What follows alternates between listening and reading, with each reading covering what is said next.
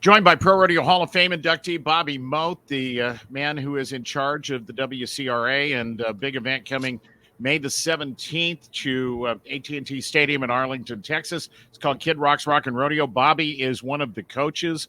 And Bob, welcome. It's good to talk to you. It's good to see you. Thanks for having me, Steve. Why did it matter to you and to the WCRA to get involved in this event with Kid Rock and the PBR? Well, I think that all along we've been searching for ways that we can help rodeo without radically making changes, but making the adjustments and the things that we felt like benefited the most people. And a lot of our focus has been on the challengers and the up and comers, and giving them a platform to have the opportunity and the experience that we've been able to provide for them. So that's been fun. And when this opportunity came up, so PBR, a little backstory, they're in their third year of PBR teams. We went to the first finals in Vegas, the PBR teams, and we, leaving there, talked to Sean Gleason, the CEO of the PBR, and said, if there was any way to do this in rodeo, we'd like to be involved, because it'll take place in a season. When team rodeo actually is a thing, it can take place during the season. People don't have to be seasoned rodeo fans to follow it and understand it. And so part of our mission is to, expand rodeo's footprint. Well, how do you do that? You gotta get in front of different groups of people. You're not going to get that just at your county fair and traditional rodeo, but, and then you harness that with the power that PBR has with their affiliation with Endeavor, where they have access to A-list performers, the best venues, the best everything. And so, no doubt Kid Rock's got fans that there's crossover and things that we believe and appreciate, but they're not rodeo fans, or there's rodeo fans that aren't Kid Rock fans. There's probably fewer of one than the other, because I think a lot of people are Kid Rock fans. Yeah, but so all of those things, sort of come together, and hats off to the PBR for putting this really cool event together. It works out well with their new PBR World Finals format, that this thing can slip right in there on Friday night. And from every ticket report that I've heard, this thing is going to be full, which is really going to be exciting. Now, I want to just be clear, they're doing some construction there at AT&T, and so the home side is part of the home side is going to be curtained, which the back of the stage will be to, but you're still playing to 3/4 of the house, and that's a lot of people. And so It's going to be a really cool environment for the rodeo. And I can just dive into what is exciting about it. There's $1 million going to be paid out that night, which is great in rodeo. And it's almost gotten to the point like, okay, $1 million. Now what else? Okay, well, here's where it gets really exciting. Head-to-head competition. So the arena, if you've seen the football field at AT&T, 100 yards, right? So the arena is going to take up the majority of the 100-yard field. And in the back, if you're on the visitor side looking straight across at the 50-yard line, is going to be the stage. And then there's basically going to be effectively an arena on each side of the stage. And so the timed events will be coming right at you. Okay, so there'll be a timed event box and shoot on each side of the stage. And there's going to be, just like in drag racing, there's a red light, yellow light, green light. And when the light turns green, the time starts, the gates open. Both the way the format is it's a bracketed format. And so it'll just be one team against another team. They're tie down ropers. They'll go simultaneously. Light turns green, chute comes open, both calves leave. Pretty easy to understand. The first time to get their calf, or first person to get their calf tied will win and advance, right? So same thing with the barrel racing, same thing with the steer rope, steer wrestling, same thing with the team roping, the bareback ride and the saddle bronc ride, and the breakaway roping. Don't want to leave that out. And the same thing in with all the timed events. And so then in the bareback ride and saddle bronc ride, just can be really fast paced. There'll be a bracket between Joe and Jim. He'll ride, Joe rides, hurry up, get out. Jim rides, you'll have your bracket winner who advances. They'll finish the discipline. will the horses, but like, will there be a, this maybe is my dumb question to the interview right off the bat. So is like one arena your team's arena and the other arena Charmaine James team's arena, and so your bareback rider and your bronc rider and bull rider come out of this side and Charmaine's come out of that side? Is that the way we're going to watch it, and then they go back to back like that in the riding events? Yeah, in the timed events, it will be like that. In the riding events, the bareback riding will take place at the same end because you have the same judges, right? So you wouldn't want to have different judges judging on this side versus this side. And so we've tried to figure out how could you do it simultaneously, and haven't quite got to the point where you could just be bucking to it. And I think the nature of the rough stock events is you want to be able to watch this one, then you want to be able to watch this one, not I'm going to pick one, so it's a little different because it's not timed. Anybody can understand the first person to complete the course wins, whether it's the barrel racing or the breakaway roping or what have you. So it'll and there's some other nuances to it that are going to make it a little easier for the casual fan to understand that, some things that we've taken out, like for instance, we've taken out crossfire, we've taken out it's while there's a barrier penalty, it's more like there's a line of scrimmage that you can't cross before the light turns green, right? So the way the boxes will be set up will be like more like a sort of like a world. If anybody who's familiar with World Series of Team Ropings, would be a little bit like that, in that the animal will have a little further head start in how far out the chute is from the back of the box, which will be different in each discipline. But the fact is the horse won't be able to cross the line in front of the horse before the light turns green. And in the barrel racing, it's going to be a little bit the same. They're going to be held in a box with a gate. And the only people that can help in any of the boxes or with any of the teams are teammates. So there won't be anybody, like in the timed events, like in the barrel racing, Charmaine's barrel racer starts in the box, the gate's closed. It'll be up to them to decide when they open the gate and how much of a run they have at that line of scrimmage, right? Because when the light turns green, the time starts. And so you don't want to be like, green light, okay, let's go. Like there's going to be some strategy to it, and but only your teammates can help. And so see, that's interesting. Forgive me for interrupting. That's interesting because, you and I both know there's some barrel horses that barrel racers will start up close to the mouth of an alleyway, and some that they'll try to blast from the back of the alleyway. And so you got to figure, I'm assuming you got to kind of figure out the timing on all that, just based on your horse and how your horse would handle that situation. There may not be now that I think about it, the way it's set up, there's not going to be a very long alleyway one way or the other, is there? It's going to be a pretty short run to the mouth of the gate to get into the arena. Yeah, from the gate into the arena will be short. That from the eye, like they'll have plenty of stopping, like when they ran. And so the patterns will be they'll run a little bit of an angle into the arena, which gives them, when the American used to be at AT&T and they went straight, remember they had just a dead stop, and it was hard on the horses. And so they've angled a little bit, so they have a little more room, a little more stopping distance. But it'll be interesting to see where that line of scrimmage is put and how much of a run you could get at it, because it would be like in the roping, right? If you leave too soon, you get a penalty, right? You break a barrier. So it'll be the same in the barrel racing. So if you cross that line of scrimmage before that lights turn green, there's a 10-second penalty.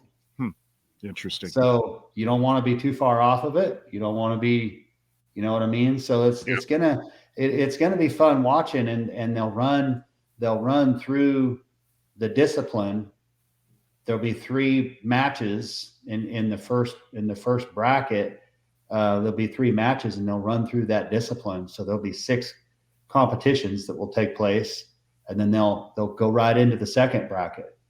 And so when you're watching the bareback ride, you'll watch 3 matches, and then you'll watch 2 matches, and you'll watch the final match, and then they'll go to the steer wrestling. Oh, got it. Okay, I understand. So it'll be pretty fast paced, and then you'll know. And so the ultimate goal is the team with the most gold medals. You win a gold medal by being your discipline champion. So if my bareback rider wins that final bracket, then we get a gold medal.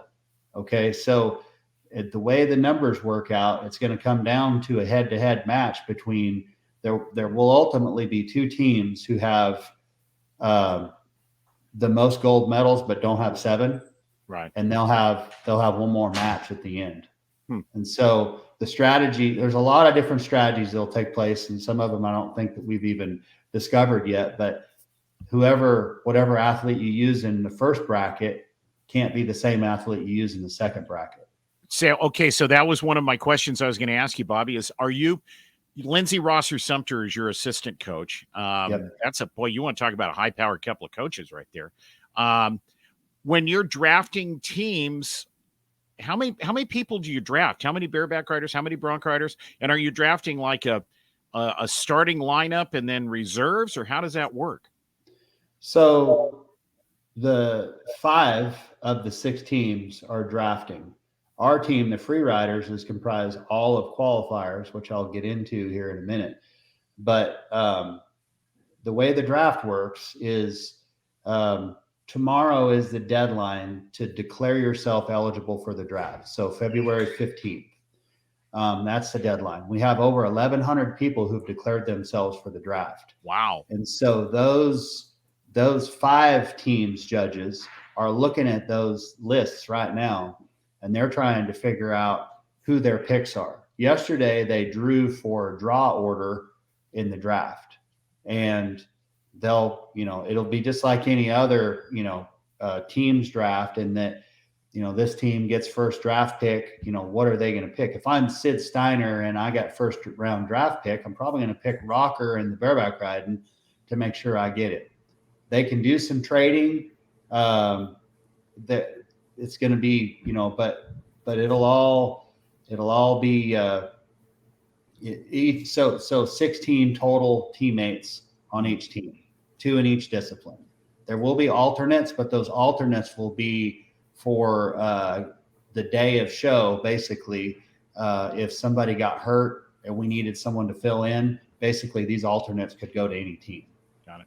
Okay, but so the draft will take place once there's a private draft that's going to take place in Fort Worth, and then it'll take them a little bit of time to get their trade straightened out. They'll get all the media and everything put together, and then the 20. Hang on, let me look at my calendar so I'm not wrong. The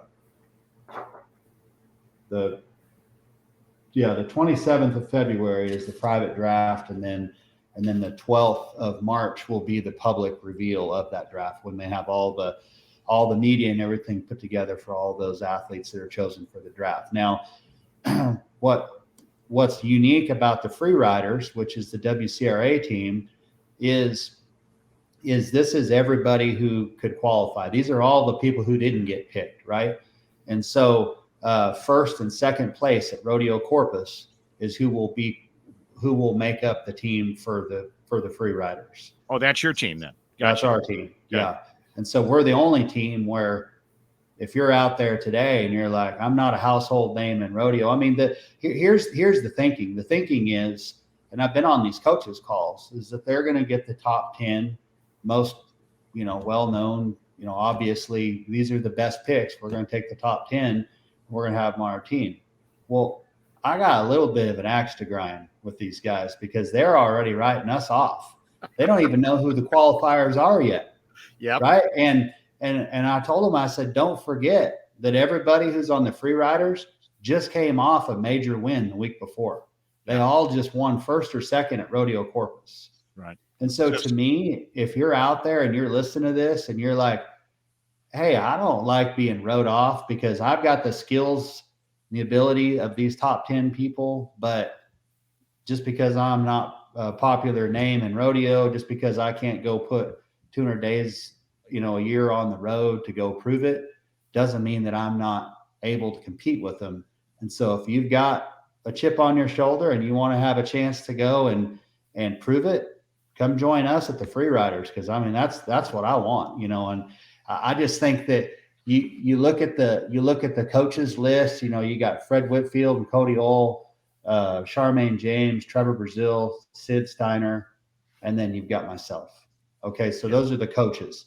Those coaches in the last two calls kind of running their mouth a little bit about us and the fact that the the free riders or the bench warmers, like, come on.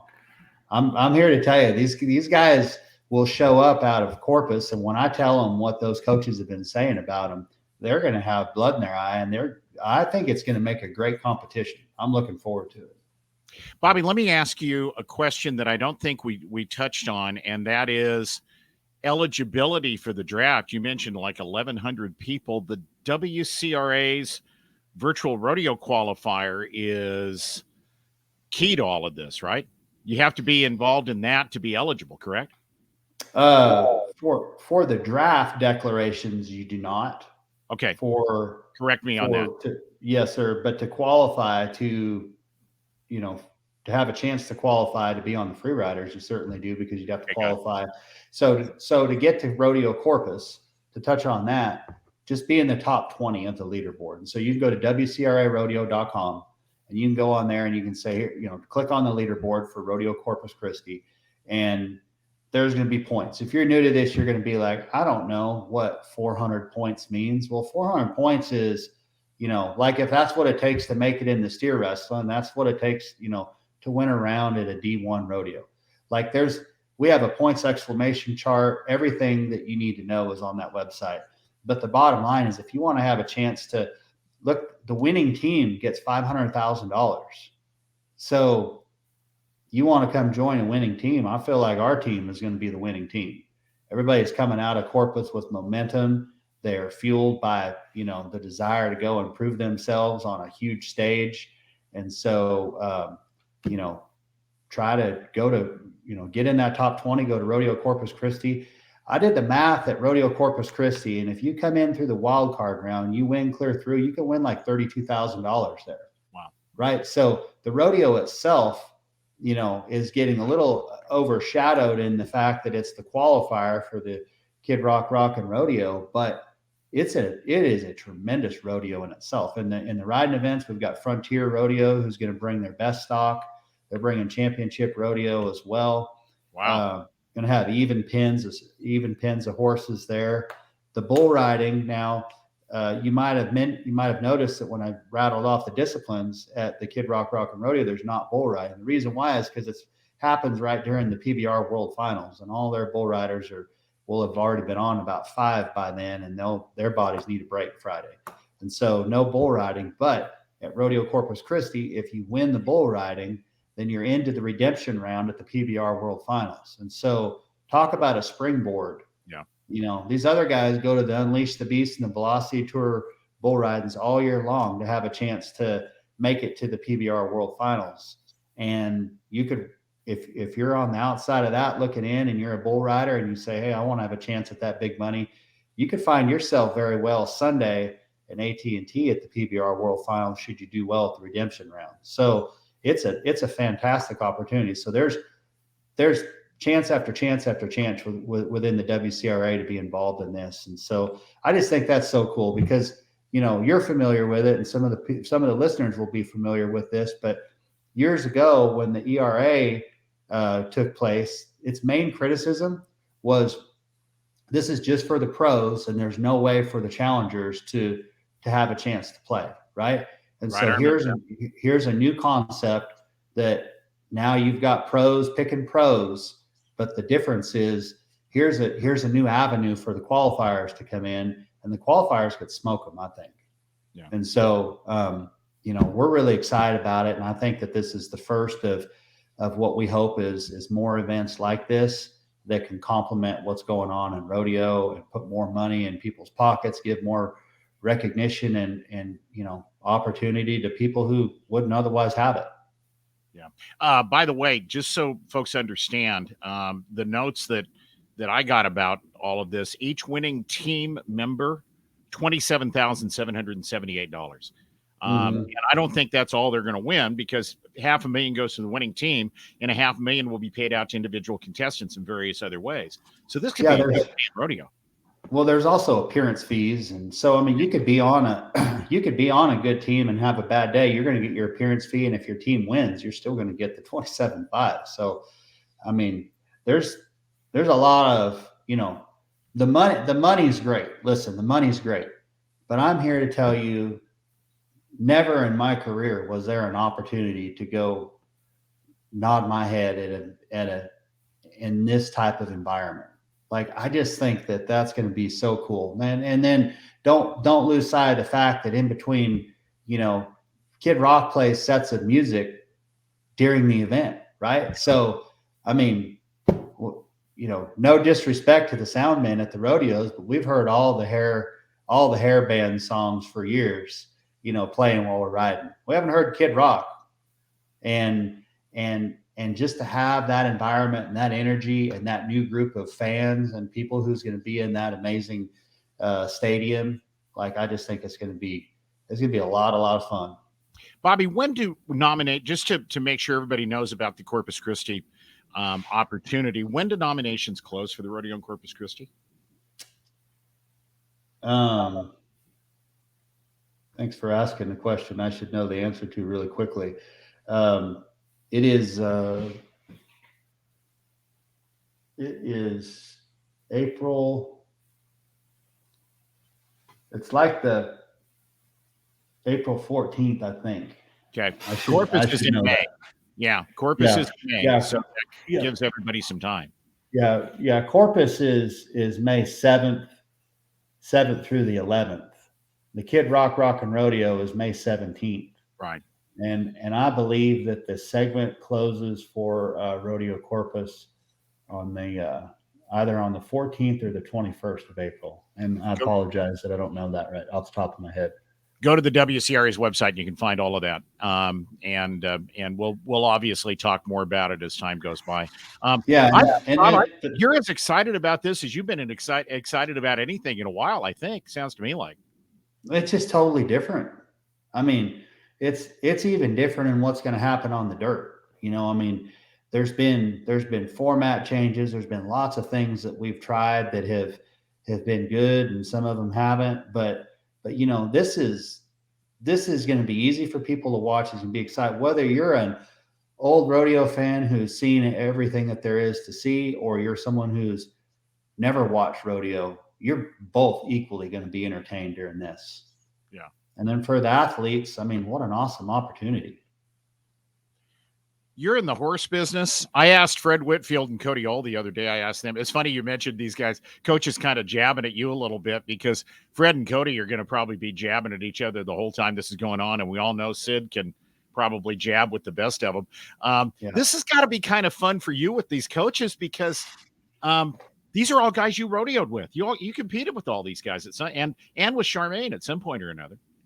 Yeah, when they called me and asked me to be involved and they rattled off the coaches list, it's just like, well, it's a bunch of friends. Yeah. We're not going to be friends when we hit the dirt out there though. So we'll be friends again after.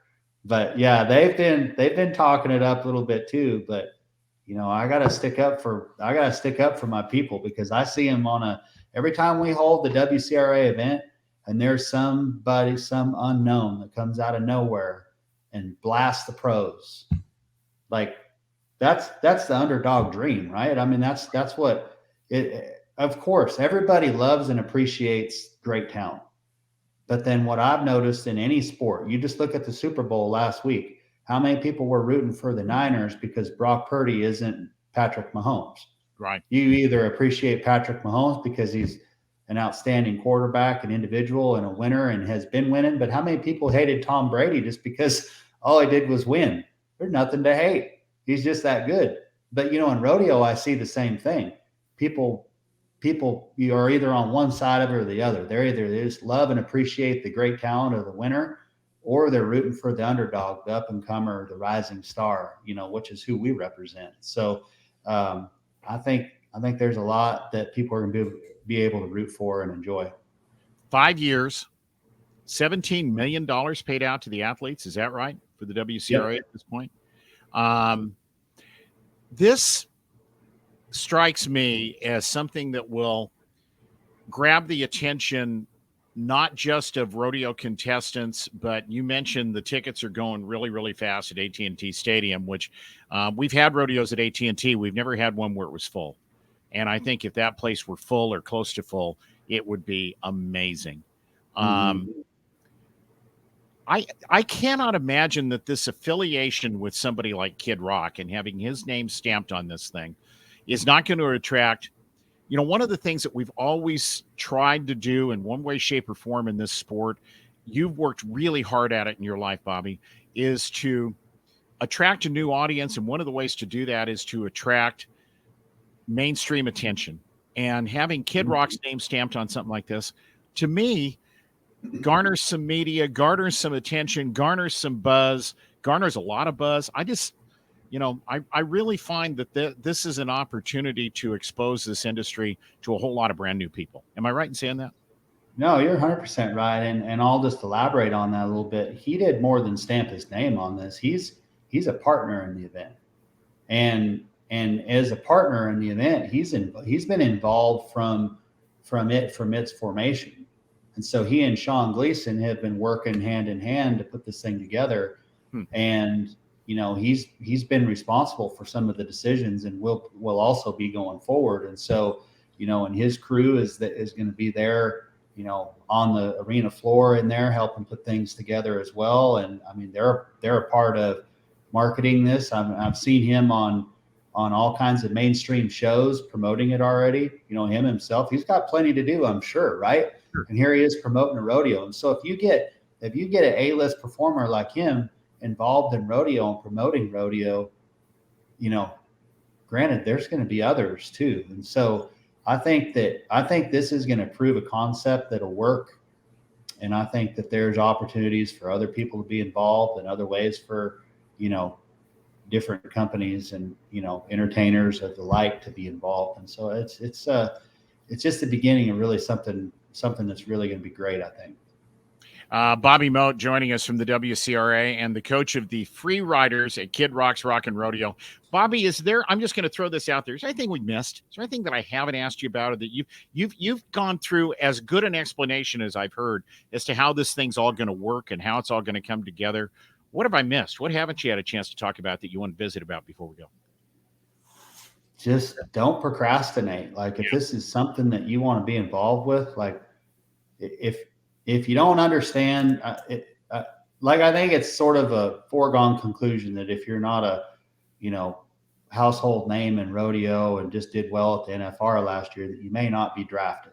But there is a guaranteed avenue to get in through the WCRA. And so I would encourage you to look into it.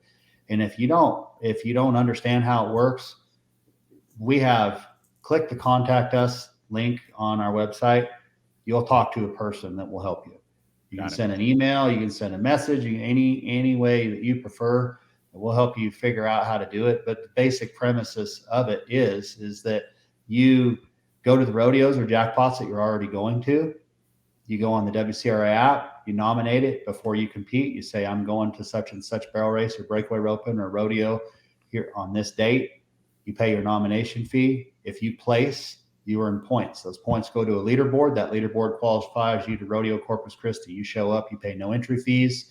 You get a chance to ride or rope for the $600,000 purse there at Rodeo Corpus.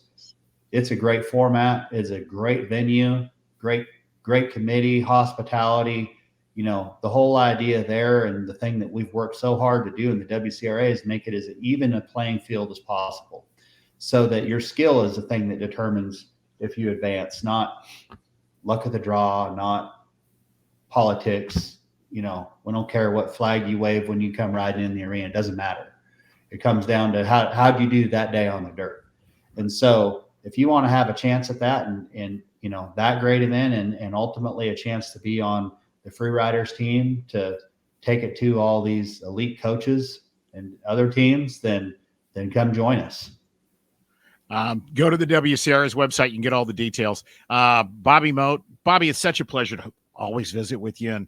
And boy, if there is one person who has, from time to time, stuck his neck out to and I've known Bobby for a long time. We've been friends for a long time. If there's one guy who has stuck his neck out to try to figure out ways to improve the sport of rodeo, I think it's Bobby Mote. And I really mean that, Bob. And I just really think that you deserve a lot of credit for taking some risks. Sometimes they worked, sometimes they didn't. You always were willing to take the shot and occasionally take the hits. And for that, I think you deserve a lot of credit. I really do. Thank you for all the try you've put into all of this through the years. Well, I appreciate it. None of what I've, dreamt up or had the fortune to be a part of would be possible without being surrounded by just a great team. Everybody, I've had the right people around me at the right time since the beginning, which has been, key to any of it, because you can't do everything. And there's a lot of stuff I'm not good at all. So I've just, I've been really fortunate to be surrounded by the right people. And there's just a lot of people that believe it could be better. Yeah. And, once you start marching in that direction, you start to pick up momentum and other people start to join in with you. And so everybody's who's been a part of anything that we've done in rodeo to try to help or change rodeo has come on their own accord, because they believed in, change, believed in direction. That's not to say that rodeo's broken. Rodeo, I think, is doing better than it's ever done. I agree. But I still think there's room for improvement. Yeah. And the thing that I like about this teams format is it doesn't interrupt in any way what's happening in traditional rodeo. In fact, it just helps. It just helps it. It's going to get more eyeballs to it and more money, hopefully. So, I think it's good. It's good for everybody. Bobby, thanks for your time. I appreciate it. Certainly. Thank you.